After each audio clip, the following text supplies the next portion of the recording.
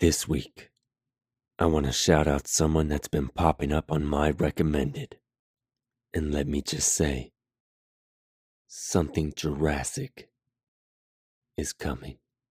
This was not a paid advertisement for the Cali Brikx, but shout out to Wrona Bros for the fresh animation. I was like nervous before we start, but I'm like, Right. It's not like it's live. In 5, 4, 3. What's going on, everyone? Welcome back to episode 93 of Cali Brikx. And remember, before we get into it, you can find this episode on previous episodes on Spotify, Apple Podcasts, iHeart, yada, yada, yada. And like always, we got Ninja. Yo. Wow, a little vibrato there. Claire, the Plastic Architect. hi, how are you? And once again, for the technically her second solo session, even though she's technically been here the third time, Emily or Emmasaurus. How's it going? Hey, it's going good. Yeah, Sick Ross has been work. on a lot, and then like I've been on solo, and we've been on together. So Oh, I don't know what it yeah, is yeah, total, yeah. but yeah, What We were about the having, sources as a collective? sources. Mhm. Yep, This it's good will to be back. 4 as collective, right? No, 5. 5? That sounds right. I would Winning. believe that number. Yeah, Yeah, because Ross has been here twice. You've technically now been here twice, and as a couple, you've been here once. So yeah, 5 times. Yep. that See? sounds right. I don't want to make it a competition, but winning. Woo! So- Is there So like to a make it even within the universe, you guys have to come back again as a couple. yeah? We can make that happen. Oh, Yeah. that's easy. That saves me a lot of research and asking. So There keep we that go. in mind. But how's everyone doing? Doing good. I've been It's been a like good week. super busy. Yeah. I haven't slept in like days. Wow. Why? That's not Why good. are No you doing bueno. that to yourself? No, I've been doing a lot. Just everything with like work, family, video stuff, and then like club stuff. So I just haven't really like sat down and just chilled in like I think like in weeks actually. So but like lately it's been kind of hitting me. Oh, I've been hitting the gym pretty hard, which is also I should probably relax on that one because now my body can't like function. So with the lack of sleep. So but that's just me and my own gripes. Yeah. How are you guys? Well, you know that like what you're doing in the gym isn't as effective if you're not sleeping, right? You know this. Yep. Right. Yep. It's all about balance. And I need to stop. I need to rest. Feel My like you body needs to can't- rest. Yeah, like whether you want to like gain muscle or lose weight, you can't do that unless that happens when you're sleeping. I agree. The more So I agree. But see, I already have a problem sleeping, like before all of this, and like I try to go to the gym to make me sleep. So like I yeah, have that to, makes like, sense. I Yeah. get that. medicate To, like, me to sleep. So yeah. that's No, that's I one of just one definitely of the sleep problems. better. Yeah. Yeah. So I haven't really Well- just because I have so much going on. Like I'm like I don't take what I need to go to sleep, and like I try to like naturally try to fall asleep. So I try to do the gym really hard, and it doesn't make me tired later in the day because I don't like go to the gym like right before I sleep, obviously, but like earlier, so that way I'm tired. It's not working. So I'm just wired all the time. It's pretty bad. Sounds like it's time for some boundaries and knowing your worth. Oh, nice. wow! I guess we're segueing straight into that. So last quick. week. Yeah. Last week we we're pretty much getting on Ryan, and if you're familiar with any of the episodes when we talked about Ryan, bash sesh on us like just schooling him and like motivating him to pick up what he has on in front of him and just running with it, which he already does a great job on that. So we're not gonna like continue with that, but It usually does nothing. Let's like be real. I also feel like because we know Ryan, like know We him. don't. We like him less. Yeah, I agree.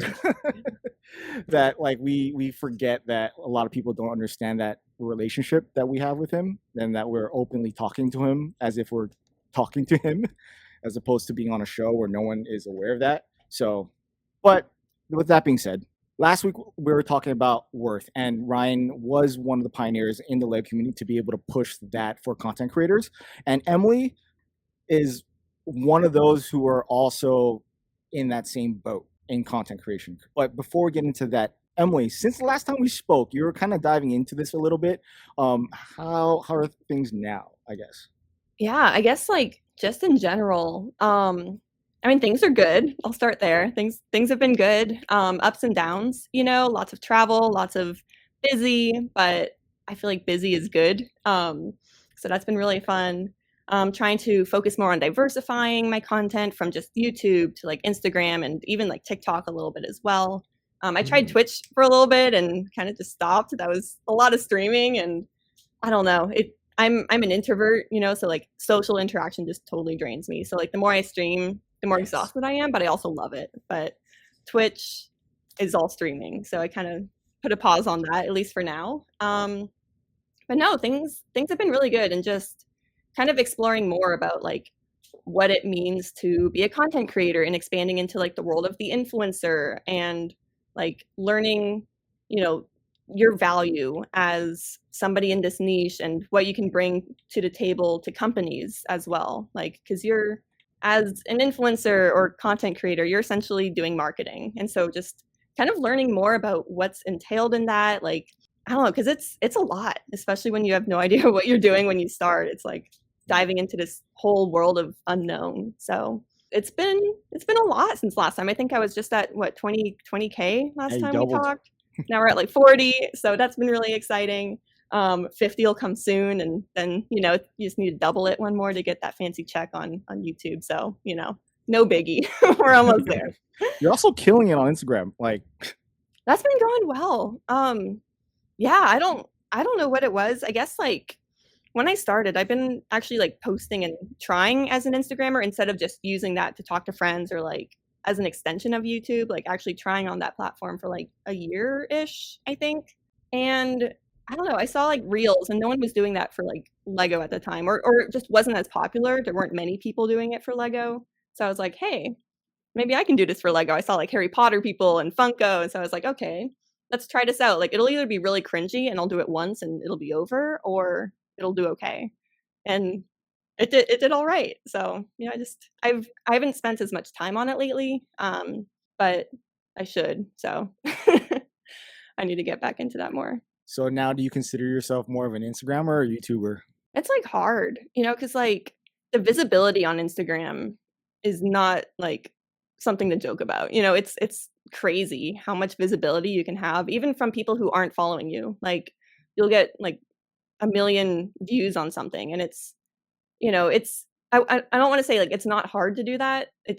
But it's a lot easier to get a million on that platform than almost any other platform, like maybe TikTok, but I have more on Instagram, so I don't know what the difference is fully. I'm still like trying to figure out TikTok, honestly. It's kind of like a weird thing, but like yeah, like the visibility over there is just insane. And I get recognized more in public, or like, you know, just people be like, "Hey, I know you from Instagram." And I'm almost like, "Oh no, like I work so hard on YouTube. That sucks. Like please recognize me from YouTube." You know, it's like, "No, I'm a YouTuber." But Do you think they're worth the same in views? no. What like what's your basis on that? I mean, you can be nobody, you know, like starting out day one and you're like, "Hey, I have this fun idea for a reel." And you post it and it gets, I don't know, 50,000 views. You know, like if you know what you're doing, like you have to make something interesting or have some sort of hook, you know, something where it's like it makes you stay there for 5 seconds to like see what their answer is or what they're actually saying. Like stuff like that. If you know what you're doing, you can get 20,000, 50,000 views and get 100, 200 followers from that, 500 followers, depending on like the niche it is as well. It could be even higher than that, pretty much like overnight. Whereas YouTube, oh my gosh, like when you're starting out, if you get 100 views, I would count that as a win on your first video. Like it's so different. Like you don't get picked up the same way. Like 50,000 views or like 20,000 on Instagram for me is kind of like baseline. Like if it doesn't get 20,000, it's like, okay, like yeah, that kind of sucks. Like it's fine, but it's like, okay, it wasn't very good. Whereas YouTube, if I get 20,000, I'm like, cool, like that was a good video. It made it nice. And then We're anything talking about long like, videos, right? Not shorts. yeah, exactly. Long videos on YouTube. But yeah, no, it's and same with like follower count. It's, I don't know, the value on each platform is totally different, but it's weird too, because like it's easier to grow on these short form platforms. But like, I'm sorry, I feel like we just like dove in deep on this like so fast, but like It's all good. you can stop me at any point. Oh, go on. No, dive right into it. Go ahead. We got 50 Like- minutes of this. Go ahead. That's the good stuff. The followers on Instagram, like it's hard to equate that to YouTube, but like I have 40,000 on YouTube, and I put out videos almost daily for maybe 6 months or so, and now I'm more at like 2 to 3 a week.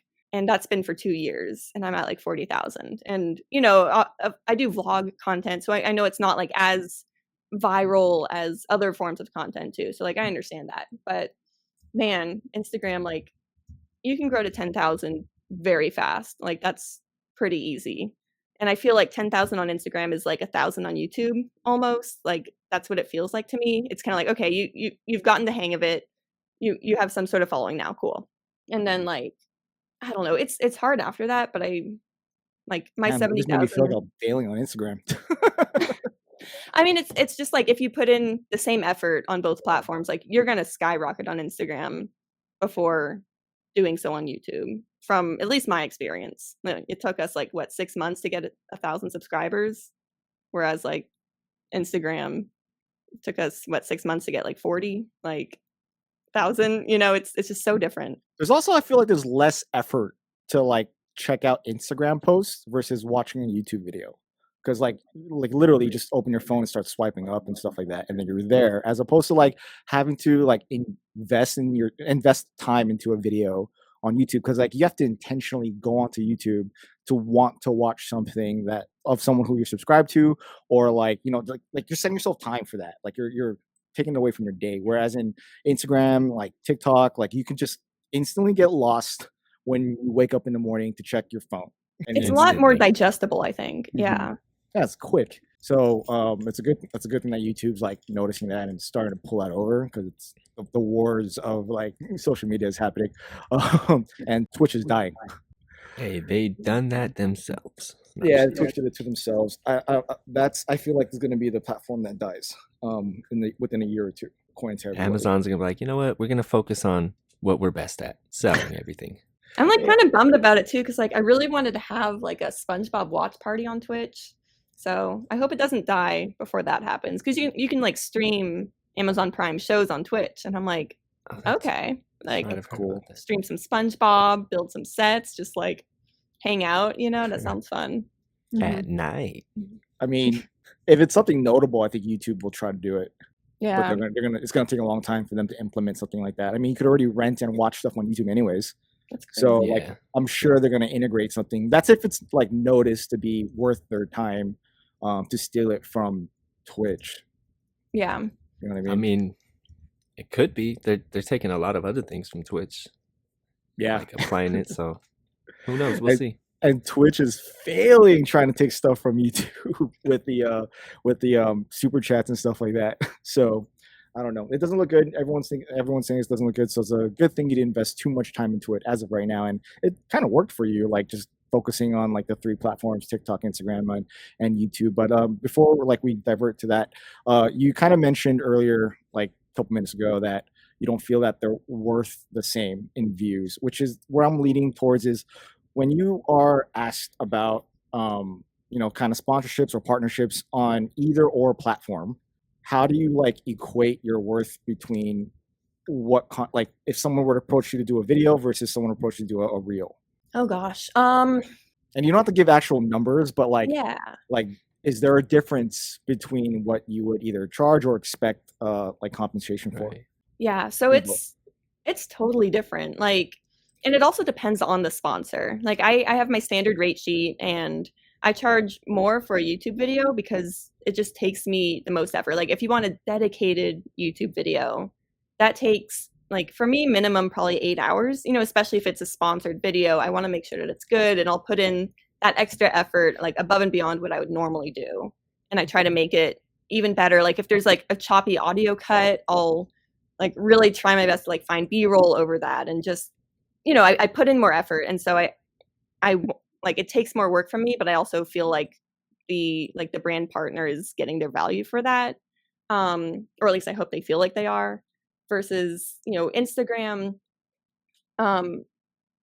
It's just so different because you get like a brand gets so much more visibility, and especially if we're talking about like usage rights and they're able to take your video and use it on their social platform, you're essentially creating an ad for them, and that's even more valuable than just having it on your platform. You know, if I'm working with company A and I'm saying like, hey, look what I have here, like this is so cool, I use this every day, like how nice is this? It's like creator, like influencer marketing, I guess, is such a big thing now, and having like a relatable person talking about a product on their page is a lot better than like an actual ad. Like TV commercials are almost like laughable now. You know, like my sister-in-law was just visiting and she was like, wow, in the hotel room we had like cable TV. It was crazy. Like commercials are wild. And I was like, oh gosh, what's that? Like I haven't thought about that for a while.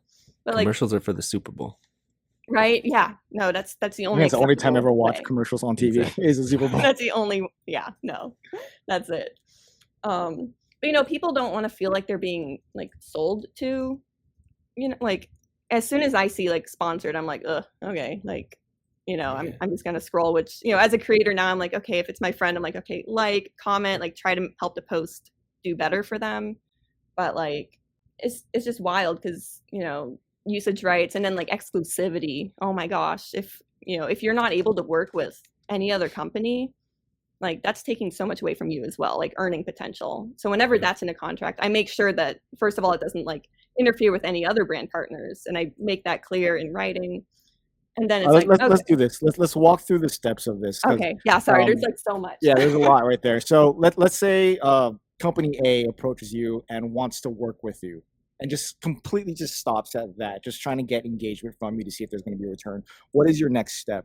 Yeah. So I guess like this happened kind of recently. First, I like make sure that this isn't a scam, you know, and I'm like, okay, who's this person? Name at agency. Okay, cool. Look up the agency. Cool. If their name is listed somewhere, that's helpful. But I also make sure, you know, just typical sleuthing, making sure I'm not being scammed.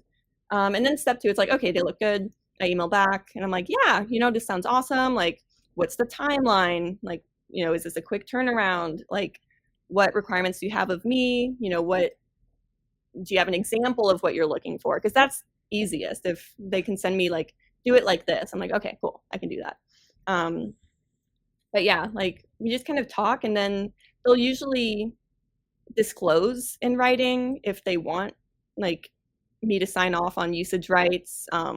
You know, on TikTok there's something called a boost code, so that like the company you're working for can promote it on their end as well. And then exclusivity, so you're not able to work with any competitors for 6 months, 12 months, whatever. They usually disclose that in the email before moving forward, because you'll send them your rates typically and say, okay, cool, like I understand the scope, here's my rates, and then they're like, okay, like, but what about for usage rights, or you know, something like that. And then you're like, oh, okay, if you're looking for this, then you take that into account when putting a value on that. And you use a lawyer, right? Yes, for the most part. The one time I didn't, I regretted it. So yeah, always have a lawyer. Mine's amazing. She's great. Like, yeah, I love her. She's No, great. that's important because you're getting into the world of like contracts and you're signing your life away essentially for different things. So like, it's once you get into those type of things where it's, you know, what you do can have financial ramifications if you do it incorrectly and all that kind of stuff. It's always good to have someone else read it.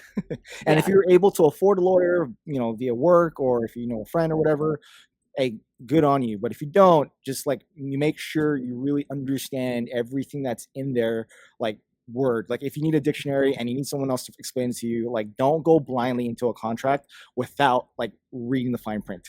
That's what I was just gonna say too.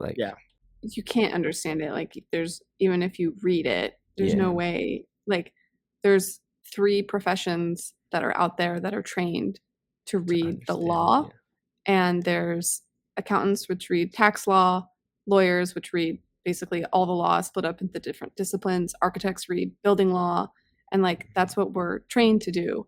And so like don't pretend to like know something. And like I'm not like, Emily, you're very smart, but I'm not talking to you, I'm talking like the general public. It's like don't pretend to just like read it. And like I think people think that they can't afford a lawyer, and what they can't afford is being in a lawsuit.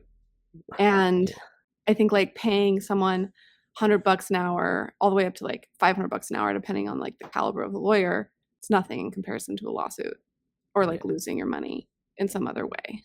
And so that's also like knowing your value. And then there's some, like one of the biggest problems that we have in the United States is like lack of estate law, and like people not being aware of like how to set up their assets and stuff. And so there's like causes like issues with families and stuff like that. And I think people are completely uneducated with it. And it's really unfortunate because, you end up creating problems for yourself like down the line that are compounding and could have been completely avoided if you talk to a professional. So yeah, ask for help. It's kind of like the same thing. It's like when you go, if you need like mental health help, you go to a psychologist or a psychiatrist. If your heart hurts, you go to a cardiologist. If you want to get fit, you go to a trainer. You know, it's like everyone has their specialty and everyone's good at everything, and no one should pretend to be good at anyone else's job. Yeah. So, and I will say too, like lawyers are expensive, and you know, when dealing in like the creator field, you could be dealing with like small amounts of money as well, and to the point where it's like you're paying more for a lawyer than you're actually making. And there are like agencies out there, which is really nice. Like through Ross's job, you know, he has like a normal job. He has like a lawyer as, you know, part of when he signs up for insurance, he has like a lawyer insurance kind of thing. And, you know, you're able to talk to someone, they can read through like unlimited numbers of contracts. Cause otherwise, a lot of the time, like, I don't know if we would even like be able to afford it. I guess like we could pay for it, but it like wouldn't make financial sense to do it. If the lawyer costs 500 and the deal's for 100, it's like, you know, what's the point then? But yeah, there are like services out there that you could probably pay monthly for anyone else, you know, out there, viewers, y'all just looking for contracts. And there's also like plenty of profits that are free. Yes. Yeah. There are plenty of lawyers that are at totally free. They're there to serve the community. And our taxes pay, and like private, you know, donations pay for their salaries and stuff. So that exists. Like it's within our rights to have representation. And it's also nice, like, so the lawyer I have, she's an entertainment contract specialist, which sounds super fancy, but I'm like, wait, that's like exactly what I need. That's awesome. And she has been so helpful in the past. So like, for example, like, I think I can say it. Yeah. Google reached out and they were like, hey, we want to license like 30 seconds of your video. And I was like, sure, like that sounds great. You know, you can license it in exchange for this amount of money. And I showed it to my lawyer and she was like, hey, well, like, you know, in this contract, it was like, well, you know, like they have rights to the whole video, not just like 30 seconds. You should, you know, maybe rethink that and put in language that says something like that. And, you know, it's just stuff like that where it's like you're almost devaluing yourself if you don't understand a contract sometimes, because they're asking for a lot from you, like way more than what you're currently receiving, just because you're just like, oh yeah, well they said 30 seconds, but it's not in here. And I don't know, just stuff like that, that me as someone who's like super trusting is like, yeah, no, that sounds great, whatever. And meanwhile, she's like, no, language here, like put that in there. I'm like, okay. So the thing with influencers, it's all like numbers based and view based, right? So your rate sheet is like, well, I get this many views, therefore this is like the value of like a reel or the value of like a video and whatnot. And I think a lot of people get confused as to like where to start and like at what point and things like that. I think there's a lot of people with like, you know, 500 maybe subscribers on YouTube and they're like, what should I do with that? Or like someone with 50,000 and they've never reached out or never like tried to like get any kind of sponsorship. And did you find that like when you were doing this research and trying to figure it out yourself, like I know the answer to this, but I'm like egging you on here, but like, did you find that like, how did you find this information out? Did you find that it was like easily available? Did you find that it was like out there? Did you find that there are creators that talk about it? Or is it very similar to like more corporate positions where people, you know, are pretty hush hush about their salaries and it's kind of like a little bit socially faux pas in this, is it like, or is it more open because it is a newer field? Yeah, so I guess to start, like I didn't even know my content had any value until my good friend Claire told me to start looking into making a rate sheet. So shout out to the plastic architect for like helping me figure out my own career. I wasn't trying. That's not that. My question was not supposed to be leading in terms of that. That's not what I was trying to say. Nice one, Claire. Yeah, this is Claire. Round of applause. No. But yeah, it's like I forget how it came up, but like me and Claire were talking. She was like, you have value. You have value. And I was like, no, like, what are you talking about? It's Instagram. Like, what is this?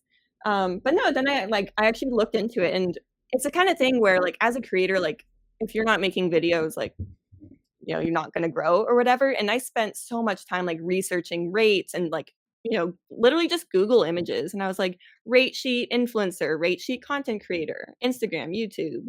Not really TikTok back then. I wasn't on TikTok, but And you can start to kind of just get a range of what people are paying for things. It's the market value, essentially, is what you're trying to find, of like the market value for this many subscribers on YouTube for a video. But you also have to keep in mind, like, you have like 1 million subscribers on YouTube. That doesn't mean that you necessarily get paid at that 1 million subscriber rate.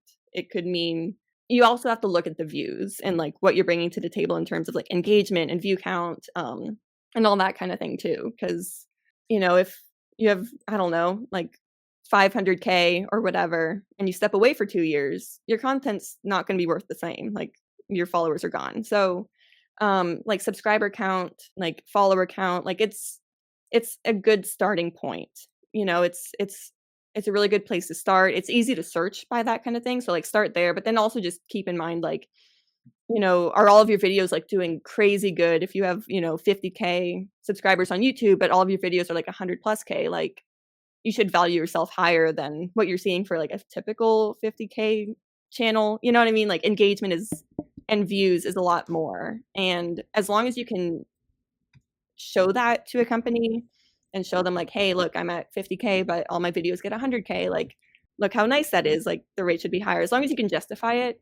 Yeah, it makes sense. think- Like you can just say, like, look, I could guarantee that 100,000 people are going to see this video within a week.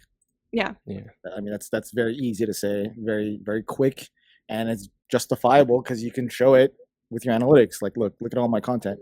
So Yeah. that then negates the subscriber, or it makes the subscriber count irrelevant. Yeah. So, And so, yeah, but like, I guess starting out, so yeah, like just understand, like be realistic, that's number one, like understand your content, your value. Like I think that's number one. But also like don't undervalue yourself either. Like, if you undervalue yourself, so will everyone else. Like if you don't give yourself that value, like nobody else will. And especially when you know that you are bringing value somewhere, I think that's like really important to keep in mind, is like, you're helping this company make money, you're getting the word out about them, you're selling tons of their product, or whatever, and there's a value to that, like, and don't sell yourself short on it. Like, yeah, it's like, so you kind need of to know new how to marketing like tactic. be okay to walk away from a Yeah. offer. No, That's I'm pretty much very it. okay saying no. Yeah. Yeah. And it's great too, because it's like, if I don't want to do something, it's not going to be good content, and also like maybe it's not relevant to my audience, and then people are like, what was that? Like, that was weird. Why'd she post that? But yeah, if it's something you don't want to do, like, you have that freedom, you can find something else that, someone else to work with that month or that week or whatever. I think it's healthy to say no, because if you don't want to do it, it's not going to turn out well anyways, I think. Yeah. It'll translate into the video, and people are like, oh, Yeah. you can kind of tell. Yeah. I mean, I'm not like familiar with like contractor type of work because I've always had like a steady job where I knew like my check was coming in. So I always knew how to negotiate like a pay increase when I get promoted, or like negotiate a pay raise when I felt like it was justified, because ultimately all they can say is no, and I'll be exactly where I was in the beginning. As opposed to like contractor work, where if they don't like the rate, they can just be like, all right, goes to somebody else. So like that is like a big difference, in which I don't completely understand or have experience with. I know Claire does, and I know you do. It's a very scary thought, to like, especially if you're reliant on the income from these people, or at least a portion of your income from it. Yeah, I think it's important to have some sort of baseline. So like, as a content creator, you have a lot of different like pools of income, which is kind of difficult, but also kind of fun. Like, you're always like doing something different, and that's really exciting. But, AdSense on YouTube, like you kind of know what your views are going to be. You kind of know what you're going to be getting from that pool. Instagram, there's like the Reels bonus, like having some sort of baseline that hopefully you're happy with, or at least you're almost happy with, where, a sponsorship or two, like that will make you stable for that month. I think that's important, because you can have a bunch of different pools of income, but like, if it's really uncertain, and you could also have zero pools, like that's not okay. Like, when you're starting out, maybe if it's just like your side hustle, but me and Ross are like adults with a mortgage, like we have to pay bills and make sure that we know where that money's coming from. And I think that's a big difference between you and Ryan right now, is that you have a mortgage to pay for, and you have like, if that goes away, or if you can't bring in the income, then you're kind of screwed. So you're Yeah. you're pretty much fulfilling what he said in an episode where if he needs, or if I think what Claire suggested, which was you know, having a need for responsibility to be able to like motivate yourself to keep going. Yeah. Like for example, if you have employees or if you like have a mortgage or something, that like if I don't generate this amount of money within this time frame, I'm screwed. Yeah. So that fire is something that you've kind of had since like you started from the beginning of this, when the beginning of the pandemic. So I think Yeah. it's fair to say you're continuously motivated and you're not like, ugh. I mean, it's definitely a big part of it, you know, and I'm also just like very motivated by goals, you know, whether that's like, I guess like not necessarily like subscriber count, but you know, just like setting personal goals for yourself and like trying to achieve them. But also just like growing into this career, because that's like kind of how I see it right now. And you know, you kind of start out and like, you know, you're kind of working for nothing for like a full year, and you know, you start to earn something, but like on AdSense, you might make like $4 a day for like the first few months. It's like open up your own business. You're not going to make income right away. Yeah, and that and we knew that, and that was part of it. The average business when it is first starting out is not in the red within a year. It's actually it takes more than that. And so I think it's really important to recognize that your growth was fast, and that like if you start like a new company, I think it usually takes like I'm gonna Google right? it, but I think it's like a 5-year turnaround to like actually Wow.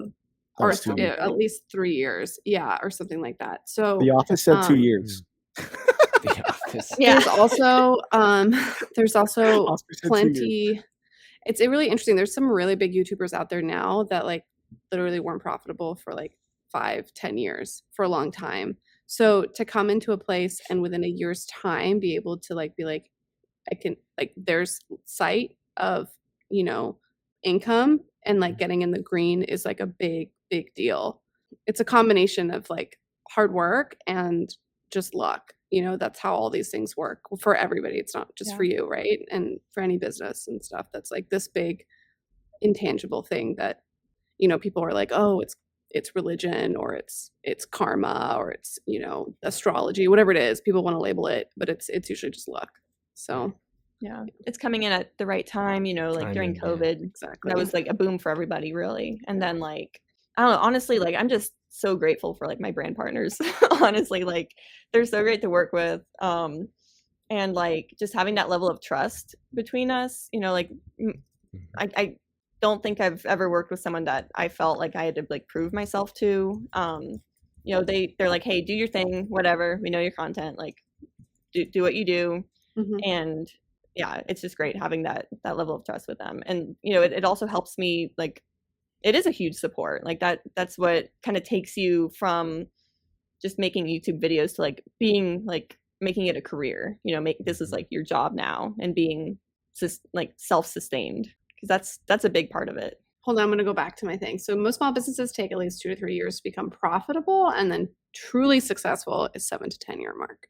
That seems like kind of like a subjective thing, but I think it means like really, you know, making significant profit. So, which is really, really interesting. A lot of people are like, you like look at different like startups and stuff. They like give you like 4-year timelines, and when like larger private equity or like, you know, big investment banks and stuff like put money into tech companies, you know, they're like all the series that they like invest in. You can like a lot of that is like public, and you can see like when they're, you know, projected to actually make earnings, and you're like, wait a second, these people put like $25 million or $100 million. They're not going to get their money back for like 10 years.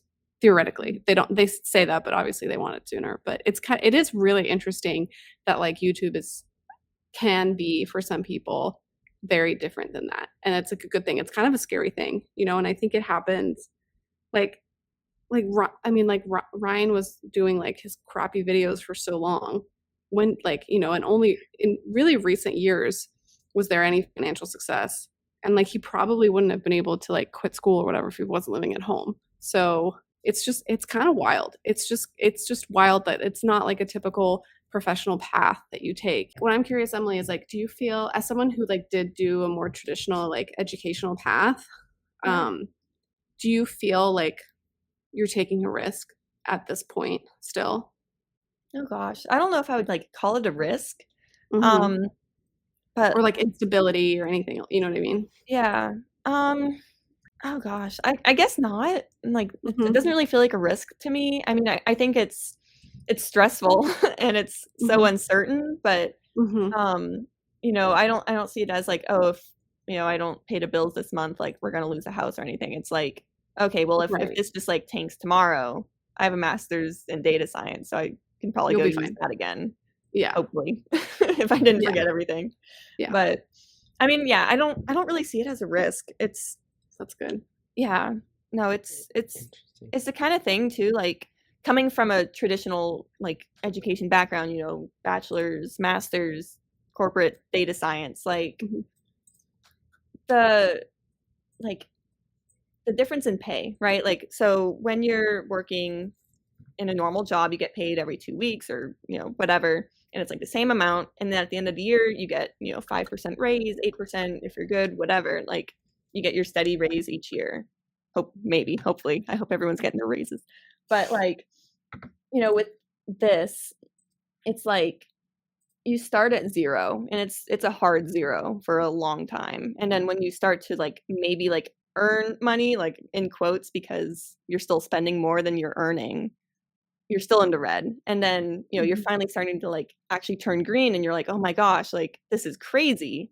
But then after kind of like the grind, I guess you could call it, is just like a long grind of like nothing and red, like very much like in the red, especially with Lego, because Lego, as we all know, is very expensive.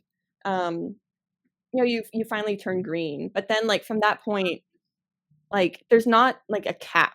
I feel like there's not like really an income cap, and it's also like hopefully hopefully you're growing every month, so like your ad revenue grows, like you're getting that monthly raise, but like hopefully, or sorry, that yearly raise that you would be getting at a traditional job, but you're getting it much more frequently.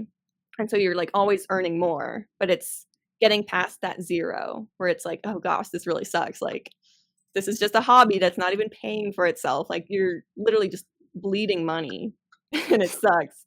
And then you finally earn, you're like, yeah, like this is great. Like I didn't, go negative this month, but and then you have to do that for a while to like make up for like the last year and a half. But it's just very different. Like the timeline and like how, I don't know, like how you earn is just totally different. And it's unstable.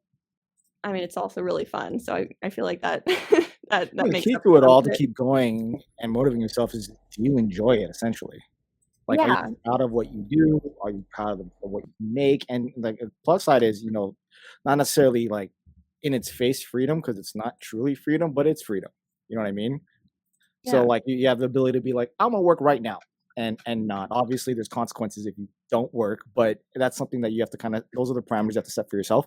But like, it's and I've said it, like it's a very scary thing. And like I said, I'm not used to contractor work, so like Yeah. that's not having the feeling. I mean, I've been terminated before, so I do know the feeling of not knowing where your next paycheck is coming from. So like, but not knowing when your next paycheck is coming from, like to the next 5 years, like do you know if that income's still going to be there? I mean, that could also happen if you have a normal job too, because your company can tank, you can get fired, Yeah. or whatever. There's so many other variables that you can kind of think of. So not every income that's generated is definite or infinite unless you have passive income. But again, that's a topic for another day. But you've also like kind of ventured out as far, because when I watch other YouTube content creators, not Lego, which are a lot, the ads that I see them do, especially like in like like kind of more journalistic type of videos and or like kind of podcasty type of videos, the stuff that they get don't like relate to their own content. Although like the sponsored or partnership program stuff is new, fairly new for Lego. It would make sense if it was related to Lego, like if it was something to do with like, minifig cases or stands or cleaners or stuff like that, whatever. What I've seen you guys do is, go beyond that and like be sponsored or have partnerships with kind of relatable and kind of not, which is completely jumping straight to the front of the line is how the other content creators and other genres are doing. Like, so it's definitely noted now reaching into like the Lego community, but I don't know if that's due to like them reaching out or through agencies like what Ryan's in, but you are now seeing it like they're reaching out to you, right? On like Yeah. Instagram. Yeah. So it's been crazy. and it all just starts out like, oh, this sounds like a scam, but then usually they follow up, and because I'll see it at first, I'm like, oh, it's a scam, whatever, like, and it's just because you get so many scam emails like daily, so many, and you're just like, this doesn't look right. Okay, I don't think so. And usually Google will like, do the phishing hook scammy thing on it, but sometimes it doesn't. And I've like responded before, and then it puts like the phishing hook on it, and I'm like, oh no, like I hope he doesn't respond back. Like this doesn't seem legit. Or people just reach out with like just weird out there, things to sponsor, and I'm just like, this is not relevant to anything that I've ever done in my life. Like, no, thank you. Thank you, but I'm good. But it's really nice, but it's also really hard at the same time. So like, as a Lego creator, and that's still what I call myself, maybe I'll be like I don't know, pop culture or Star Wars or something, Disney one day. But right now I do Lego. Like that's what I do. That's like one company. As a creator, like you're doing something all about one company. And it's hard because if I was a Disney influencer, like I would have all of these other companies and partners I could reach out to, like, hey, Loungefly, let's do something, or actually like Disney parks.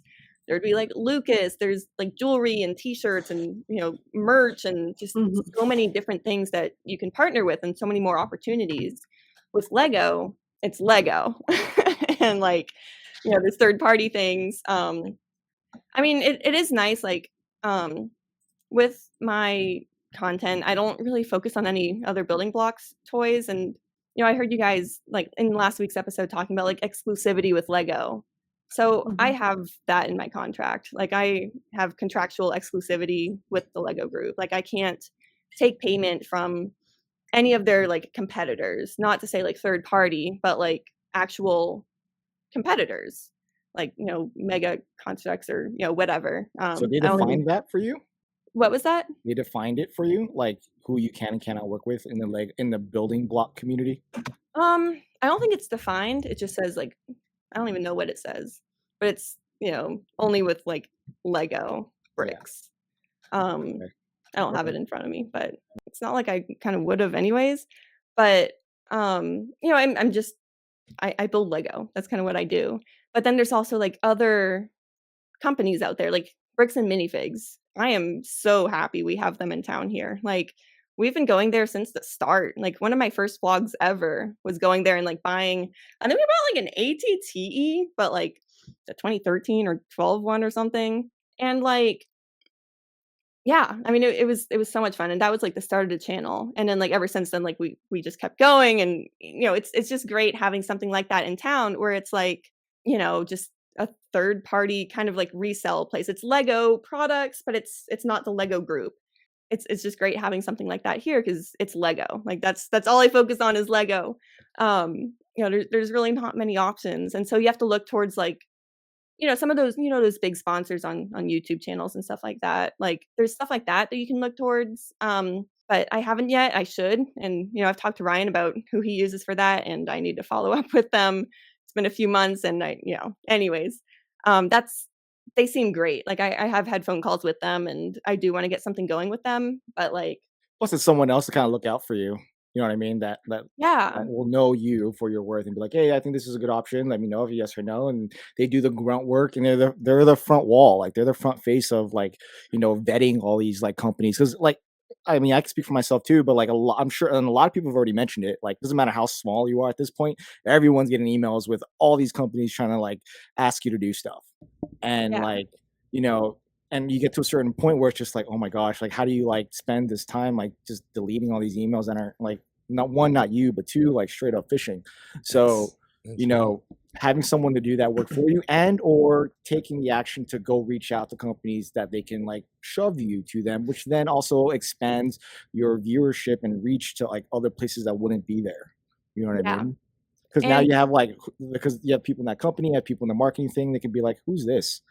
And then they watch your stuff, and then it kind of snowballs into other things. And I mean, it's kind of exponential. It's kind of a far-fetched idea, but still, it can happen. You know what I mean? Especially if you're working with like a company like Disney or Loungefly or like anyone else, like Pops. You know what I mean? Like those are other like niche genres that don't really intermix like officially, but they can because of mesh their well. fandom. Like if you Yeah. did something with Funko, Yeah. that would like seriously just up like your like attention to who you are as a person, because you already do a good job with like just selling you as yourself, and a lot of people like at least like people who follow you are just there for whatever you have to say. You know what I mean? I mean sometimes like for more things than others, like for under your like according to you, like not for your reviews but for your vlogs. But Yeah, like no. essentially that just I'm shows up not they're even there there for for you. my reviews. It's Yeah, they don't fine. want you to show a presentation, they just want to follow you around everywhere. So like if you know you gain more of an audience from other people, then that's like kind of growth. You know what I mean? So Yeah.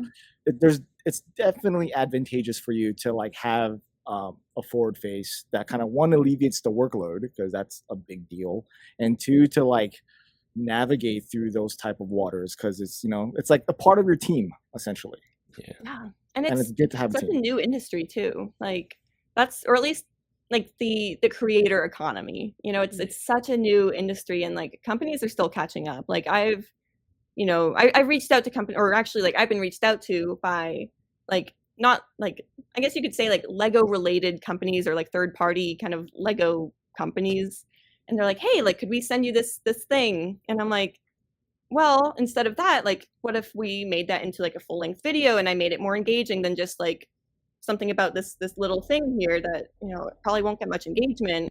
Why don't we make it a better video? It'll get like 20K views, and you know, here would be my rates for that. Like what if we turned that maybe into something different? And they're like, well, we're interested in that, but like we don't, that rate sheet scares us, like I don't want to do that.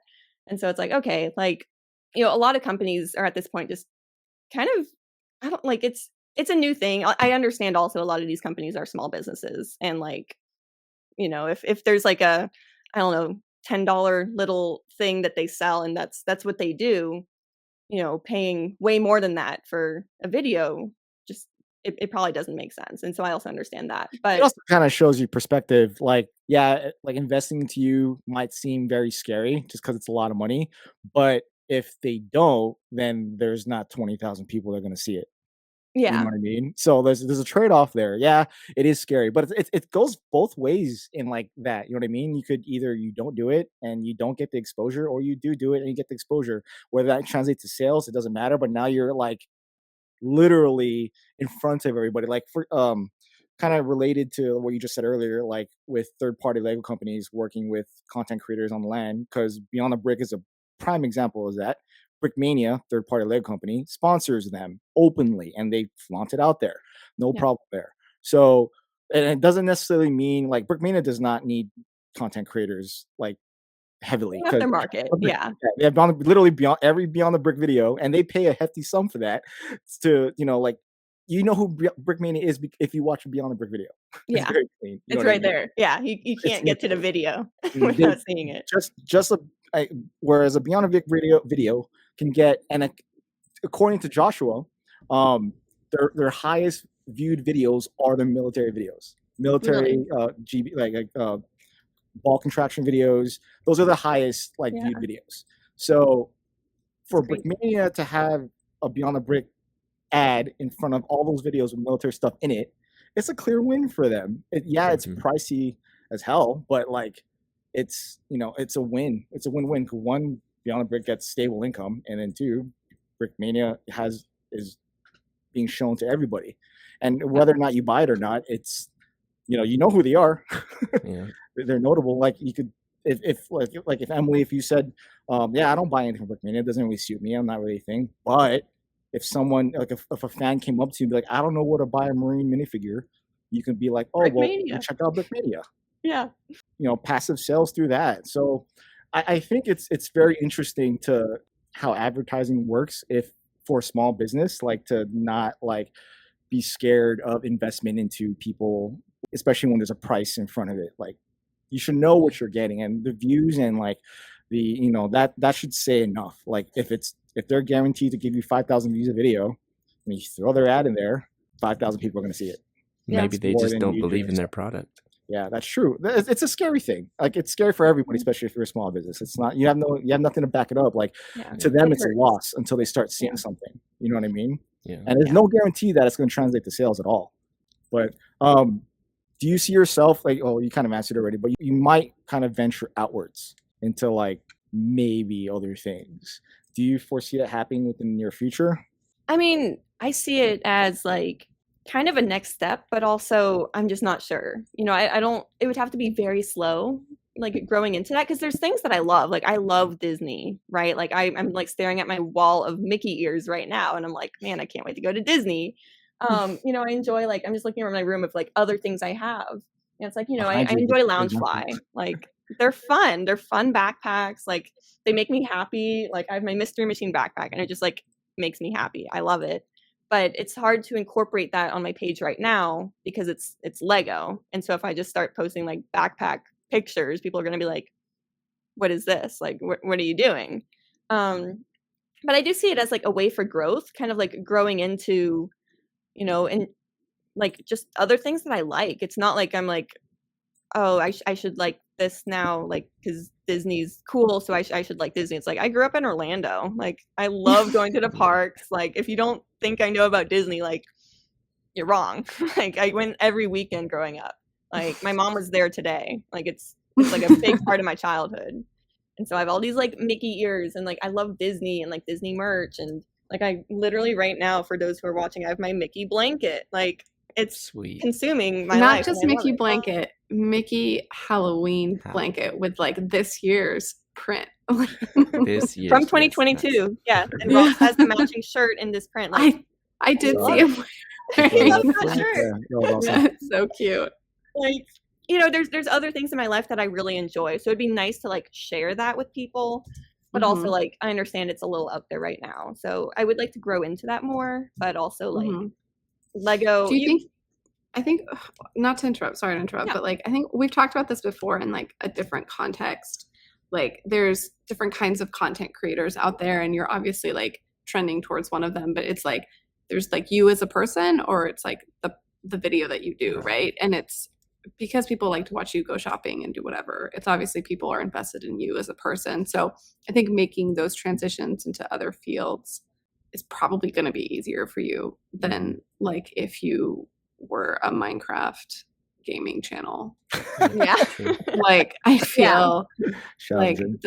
like the fact that like if your face is already out there, and like especially with your reels, like like a lot of your really big reels and stuff are all Lego related and stuff, but like it's just you being silly with Lego. And then I know you've like done a few where it's like you being silly with other stuff, and it's just kind of maybe like inserting them consistently. But maybe, I don't know, I'm really curious because like I think a lot of people they acknowledge their social media success from consistency and routine and schedule. And so it's almost like maybe you need to schedule those non-Lego related posts like in a certain like rhythm that would make sense, and so and like with a pace that would make sense or something like that, which I think would be interesting, but still having like you as the face of it, and so it should theoretically be like irrelevant, you know, like you go and show yourself getting like a manicure when like on a vlog, and like, you know, if people don't care about it, they're not going to watch, but they care about you, so they watch and they comment, they're like, I love the color, you know, so like it's and they mean it. People mean it because they like you, and it's like bizarre what people will comment. Like, you know, as a creator, you start to learn like, oh, if I throw this like weird thing into the video, like Ross's outfit on release day, I was like, hey Ross, give us an OOTD, like what are you wearing? And I was like recording him like, these shorts are from Costco, shoes are from Costco. He's a total dad. And people were like, oh man, Ross's fit check is great, you know. And it's like, that was, you know, it's just something for people to comment on. But then some people will be like, oh, it's 85 in Texas, huh? You think that's cool, but I think it's warm. And I'm like, the one up commenters. Right, it's like, huh, okay. Like people will comment on just like weird stuff, but like you almost need something like memorable. for like people to engage with, and it's usually like not on purpose or anything. Like I don't think about it, but later on I'm like, oh, that was really weird. Like, why did No, we like say you need that? to like intentionally like mispronounce something or misspell something, I or catch those you every know, time. those are my favorite. Those are my favorite. Did you I just have Um, in the past, like I just think it's honestly, I think it's so funny. You know, if there's a weight on this brown box, you know, and it has a new Lego set in it, and there's like 8.7 kilograms, I'm like, I don't know what that is. Let me know. I'll get like 20 comments, and they're like, it's 24.2 pounds, and I'm like, cool, yeah. But it's, you know, it's stuff like that where it's like, I could look it up, you know, I could, you know, leave the camera rolling, but it's like, you know, so I know someone really wants to look that up. Like someone's like, I got you. Let me Google real quick. Oh my god. But at first I just made like the vlog kind of videos and stuff like that because it was more like I was able to, honestly, like that was my skill level. And it was something I was able to do, and it was fun during COVID. You know, that's kind of how all of this started for probably a lot of people. But then we were like, oh, like this is really cool. Like people actually care about like what we're doing. Like how crazy, like that's so cool. You know, like people care about me getting my nails done, and like, you know, some people be like, you're getting your nails done, that's boring. And I actually did get my nails done today, by the way. I didn't vlog it, but I went. love the color. Yep, love the color. But you know, it's just interesting. Yeah, like I feel like it's like a very organic growth. It's a very slow growth, but it's a very organic growth of like selling like your personality almost. right? But See, that's interesting to me too, because like when YouTube started, that was their motto, right? Broadcast yourself. But now I feel like a lot of people broadcast one brand instead of themselves. But I don't know. Yeah. The more successful people, I feel like, are broadcasting themselves, because everyone always says, "Oh, it's your personality. Like we come to watch you." yeah. I don't know. I could be wrong. No, mean, I think there's some truth to that. I think it's like a combination of things, right? Like it's YouTube forces you to be specific, right? So there's a reason you can't just be like, I'm a Loungefly collector now, or like, you know, it's like you have to do Lego. Like it would be a hit to your channel if you stop doing Lego content. And like it would be a hit to Shy's channel if he stopped doing military content. If for some reason he was like, you know, disenchanted with the military and wanted to like stop supporting, you know, anything associated with it, too bad. You know, if you want your channel to grow. But at the same time, like, is that niche your personality? And it's I don't know, it's this like weird gray area to like exist in. And then I think what's really hard is like, for a long time, Emily, before I knew you, I was like, man, she's so bubbly, like, and That's so what everyone happy. says, isn't that? Hold on. And I was like, bubbly at all. that must be so exhausting all the time to like be this way for the camera. Like, man, she's gonna burn out. And then I met you, and you're just like, you are like maybe a calmer version of that, but like not by like a ton, you know. So I was like, okay, so it's just like, you know, but there are people who do that. There are people who like fake who they are, and I think that is like almost you're setting up for disaster when you do that, because it's like how long can you do that for, right? Right. Especially in like Lego, you're meeting people at conventions or something, and it's like, Mhm. oh, you're actually like a very cold person. Oh, huh. Like you're That'd not be like you are on great. camera or something. You know, it's like something Yeah. like that. And I don't know, like my brain's always just kind of all over the place. Probably people will be able to tell that from this podcast, but like, you know, I feel like my content almost like reflects that. Like I'm just trying my best. Like I'll sometimes just need to make bullet points just so I like stay on topic, because I'm like, oh, and then I'll like drift off over here. I'm like, that wasn't even a point. The point was like way over here. Okay, like let's restart this. You What was also I even recently talking about? defined your content in a video like 5, 10, or 10 videos from now or ago, didn't you? Like The what? you also defined the content you want to create. Yeah. Long Yeah, ago. I was just kind of like, I don't like reviews anymore, and I felt like there was like a pressure almost to make them, because you know, like through to LAN, right? So I'm in the Lego Ambassador Network, and there's review offers. Everyone watching this probably is somewhat familiar with the LAN. I know it's a fun topic on the channel, but like, you know, you get a set for review, and you have to make some sort of content on it. But you know, everyone in the land for the longest time, when I applied at least, was making like sit down reviews. Here's the Lego set. Let me turn it around. Here's the minifigures. Here's the details. And I really don't like watching reviews. I don't know if that's like bad to say, but like I really don't I care. don't watch them either. Like I don't. If it's on, I'll be interested, but I'm not gonna be like, wow, riveting. Click. Like if it goes to next, sure. But like I don't know. Like I tried doing it because I felt like that was how you're supposed to review things. Like that's what you're supposed to do. That's what a review is. And I was like, okay, like let's try it. And I was just so bored and stressed. And like my microphone's usually like that far away, and I'm a very loud person, so I almost like tone it down even sitting here. And when I review stuff, my microphone's like right in front of me, so I'd almost be like whispering, but then the gain would be so loud and like technical issues, and it was just like yelling, and I was like, I would have to redo it, and then it's like, okay, great, like did I say this the first time or the second time? Oh gosh, like trying to forget, like remember what I said, like did I even talk about the minifigs yet? Oh my gosh. Or like I would put on their helmet wrong because I'm like, oh, this is the third time trying to film this like stupid review, and then everyone's like, the helmet's wrong, and I'm like, like, but that's great, you got engagement. Right? Yeah, that it didn't do very well, but yeah, at least there was engagement. But yeah, I just decided, I don't really like this. Like I don't like doing sit down reviews, so I'm not gonna do it. And it's okay too. Like that's like during even like onboarding and throughout the whole process, like you can do a review in whatever format that means to you. You can do a Twitch stream, you can build it on the live stream, you can take an Instagram post, you could do like a written post. All of it takes time. And depending on like how large the set is or how interesting the set is, like for example, if it's a brick head, I might divert my time to different things and just do an Instagram post.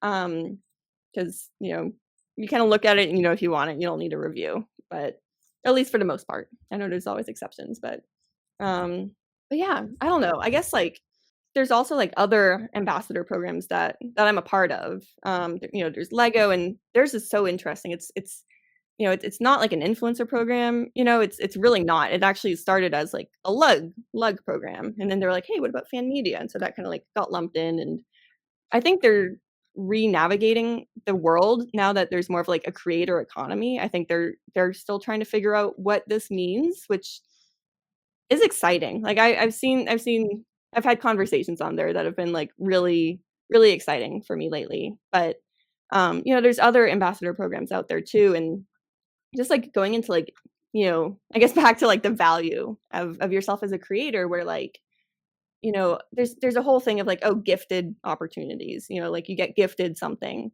and for the most part I'm like really just not able to do stuff like that anymore. Like I've had some gifted opportunities, and I still have some to post, but it just takes so much time, and you also want it to be good because it is still somewhat of a partnership with this company, but it's like, man, this is going to take me at least like it'll take hours. I don't know how many hours, but hours. At a certain point, take like away from something else.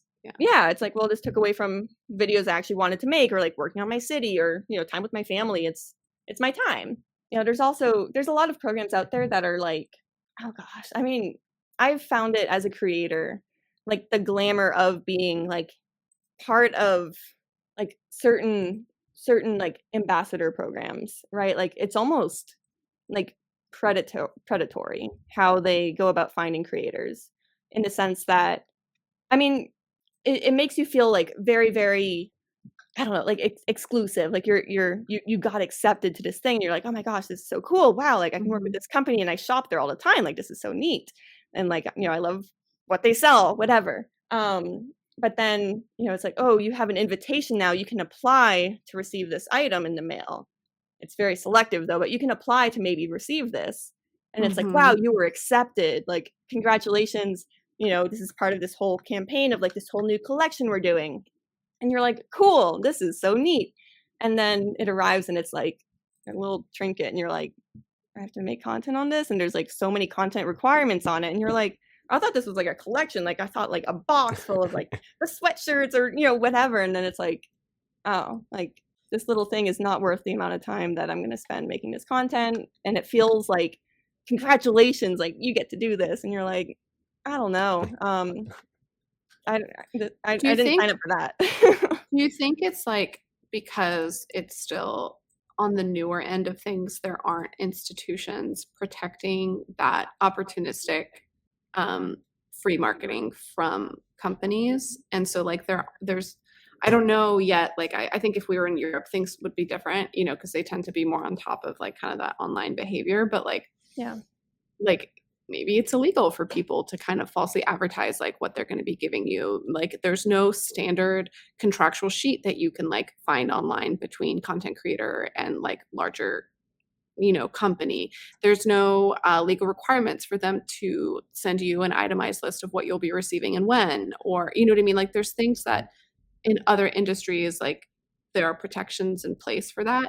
But like why would anyone protect a group of people who have figured out a way I mean, it to took 10 make years money in for an COPPA easier to thing? happen. No. Yeah. I'm being like devil's advocate now. It's just like a lot of people see it as like an easier way to make money if they don't understand it, which is like naive and idiotic in so many different ways.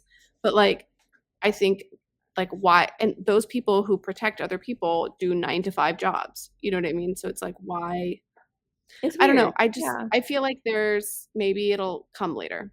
Who I knows? agree with that. I think it's gonna happen. It's just it Yeah. needs a lot of bad needs to happen for that to Yeah. become legislation. Like there's no way that I mean you don't legislation just doesn't happen on the whim. You know what I mean? Like It's reactionary. it took how yeah. long before seatbelts were law? How many Right. deaths were there? Like for something like this, like Better Business Bureau stuff, like you know social media, like I kind of mentioned like a second ago, but COPPA took 10 years for YouTube to be like, oh, whip. True. You know what I mean? And those are kids, like those are literally, and kids. it's still happening. It's still Mhm. happening.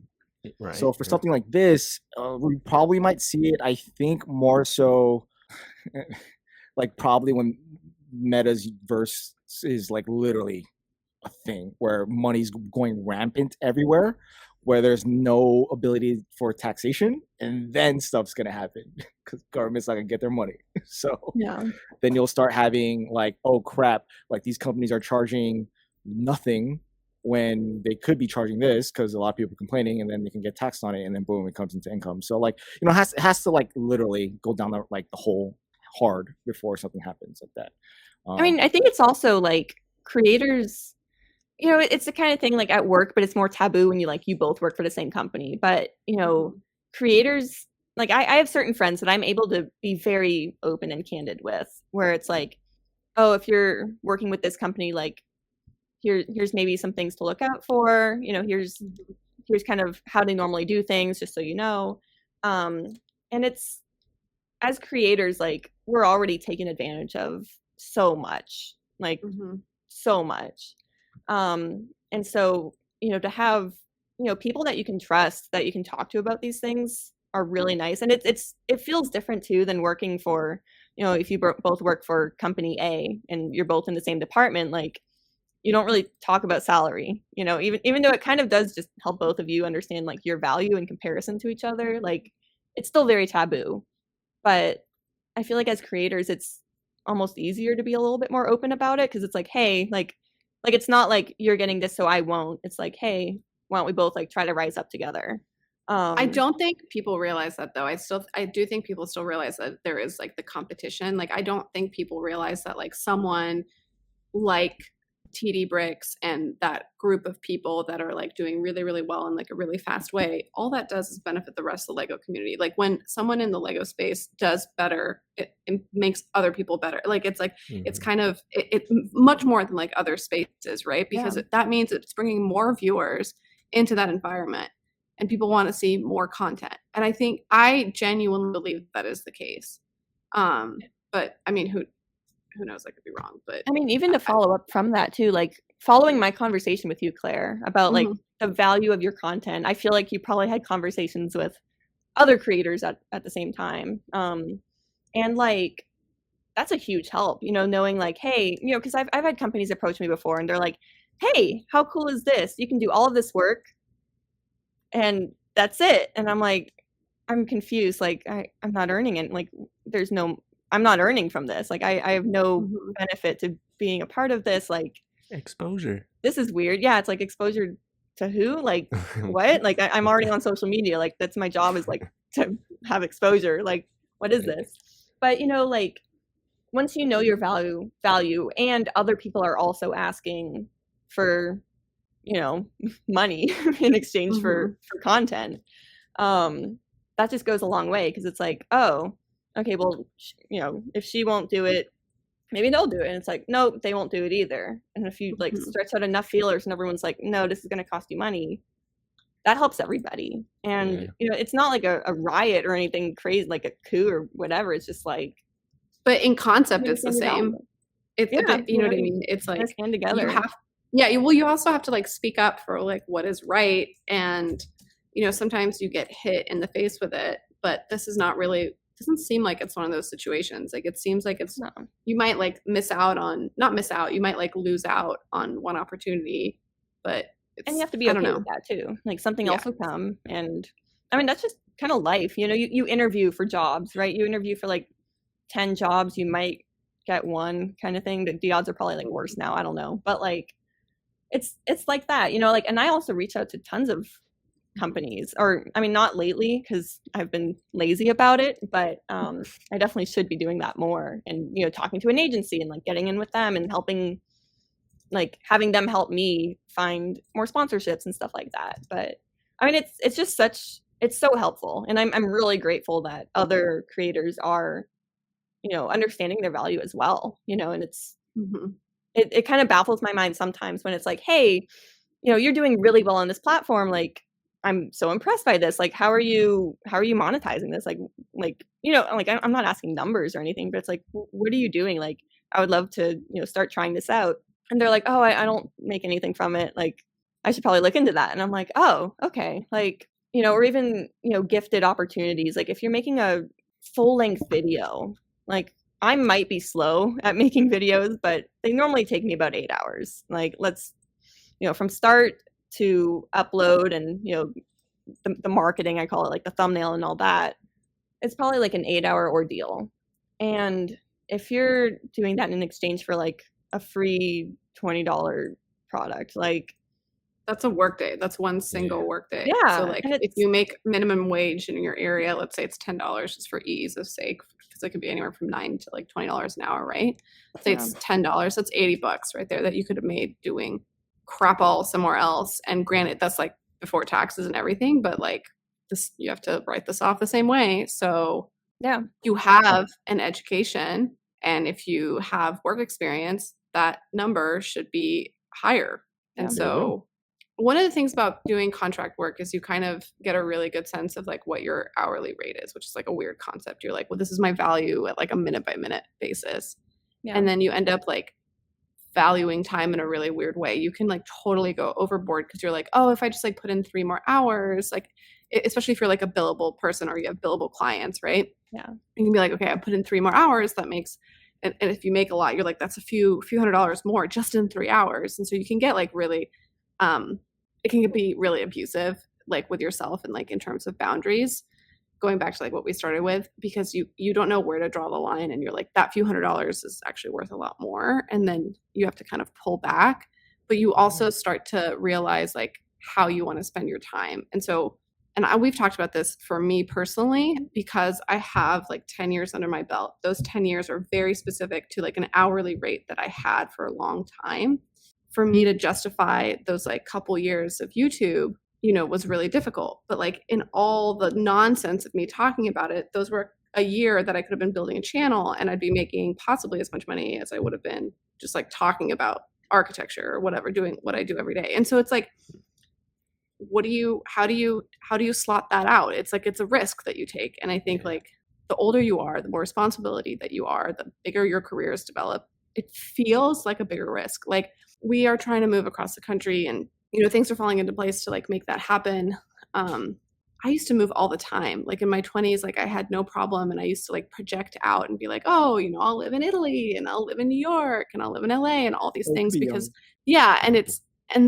but to move now is so so much more. It feels like such a bigger deal because you're like that much closer to death, or you're like or like your family's that much closer to death, right? So like everything seems like so much more impactful.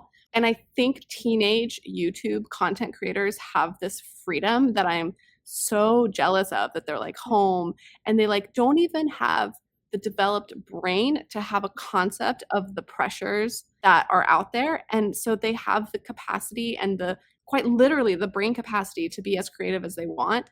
And it's so cool to see that. And I think it's a lot of the reason why some of the most successful YouTubers outside of Lego are like 22.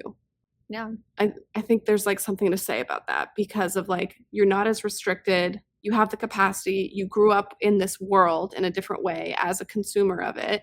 And it's like, it's inherent to you. It's like, anyway, I find it really interesting. It's like my generation really like, that's when like computer science and like programming and stuff really took off. That was like the hottest thing when I was in school. And it was even at the beginning of it, right? I remember like I graduated and I was making like $27K a year. And my friend who graduated with computer science is making $110K a year. And I think I went to actually a better college than she did.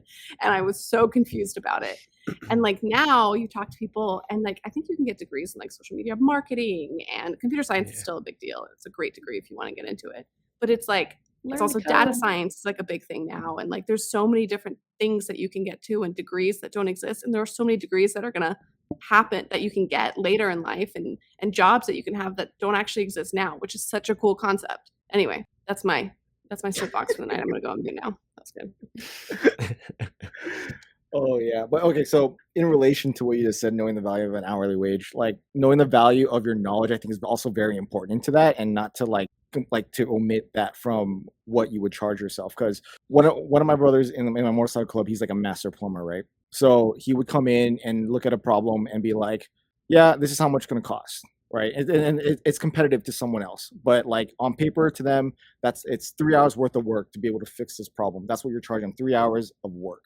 But then he finishes it in like 30 minutes. So then the client would be upset. It's like, hey, you charged me for 3 hours worth of work.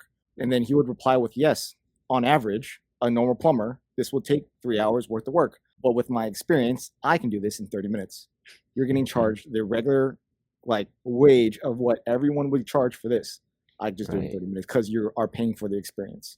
That always talks about like working fast. Like I always like work really fast when I'm coding and stuff. I'm just like go, go, go. And then it's like, oh, well, I'm done already. Like, you know, you feel like, wait, like this has more of a value to it. You know, like I'm able to do a lot more in an 8-hour workday than this person over there who's like half my speed or something.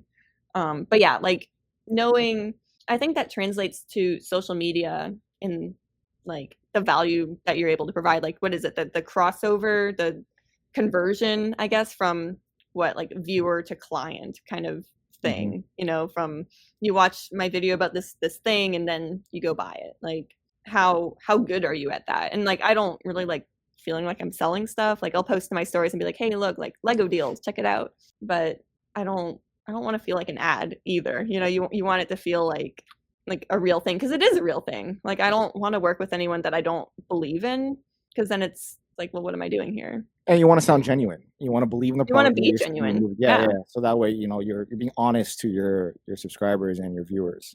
It makes sense. Like that's a very like noble approach to it. Like you're not just trying to sell a product you're being fed. Otherwise, what do we call it? Just selling out.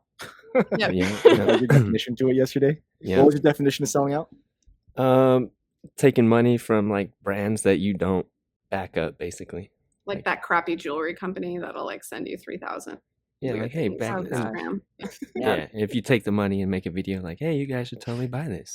I had a friend actually like get reached out to by like, you know, one of those jewelry companies, and she was like, they liked my Instagram, and I looked at her, she had like, you know, 50 followers, and it's all just about, you know, like her life. Yeah, it's, you know, like what she her life. Eats. Yeah. And it's like, nah, dude, I'm sorry. Like I get this too. It's a scam. I'm so sorry. Like I didn't have the heart to tell her, but like I told her, and she was so sad. But I was like, sorry, dude, it's a scam.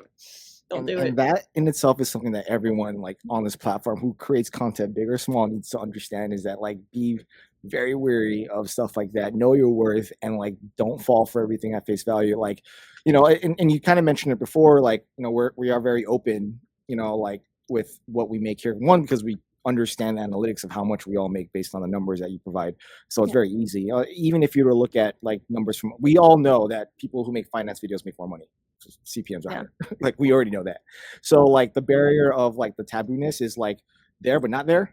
So we're more open to be like, yo, like especially. So I quit that to like be in the military. We already know how much we all make. Yeah, You're GS. 85, Bill, I know how much you make. You know what I mean?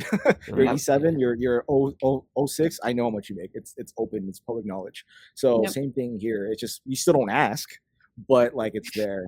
You know what I mean? I think another big thing, you know, like a big takeaway, right? And I think I've talked to Shy about this too, but like, you know, the terms like influencer or content creator have like such bad PR around them. It's like, oh, you're entitled and you live a life of luxury and free things, and you know, you're, you know, glamour, whatever, like travel bloggers, I don't know. But like, it's a lot of, you're basically a marketing team in one person. Like the role that a marketing team plays is what you're doing as a single person. And, you know, there is a value to that. And, you know, if you look at yourself in marketing, like, you know, marketing is, you go to business school to learn how to do that. Like it's a career, like it's a very reputable career going into marketing. And that's pretty much what like influencers and content creators do, but it's like packaged into like one person. And, you know, you're able to, you know, show off different brands or companies, and like, you know, I think that you should believe in them. I think that you should stand behind them. But, you know, that's a big thing that I've come to realize recently, is like, oh, like influencer, like I hate that word. Like, I mean, I feel like it best describes what I do, but I hate it because it's like, ugh, gross. That's a generational thing. Like I feel like the younger crowd doesn't care. Right? Like young people, teenagers are like, I want to be an influencer, and it's like us, it's like but remember when we were in Hollywood and we walked across the street? Oh my gosh, so many cameras on this one dude. But you were so uncomfortable to record. I'm like, yo, look, no one cares here. Look, everyone, like every time there was a red light, everyone would run into the street to take all their pictures, and like there was this guy on the floor, and I was like, where am I? What is this weird place? Well, that's the mecca for it, right? That's like that's where all the TikToks are, anyways. That's where I see them all dancing and stuff. Cool. Just go ahead. Go ahead. You want to lay down in the middle of Hollywood Highland? Go ahead. No one's gonna say anything. That's how you get the best perspective. They will get hit by a car, though. That will happen. Sometimes you gotta lose a leg. Hollywood's a weird place. Yeah, it is. Sorry, you wanted to go there. I didn't want to bring you there. I was like, I felt bad asking, but I also really wanted to go, and we got to see the cool floor. You know, Ezra was happy, so we got to see all the stars.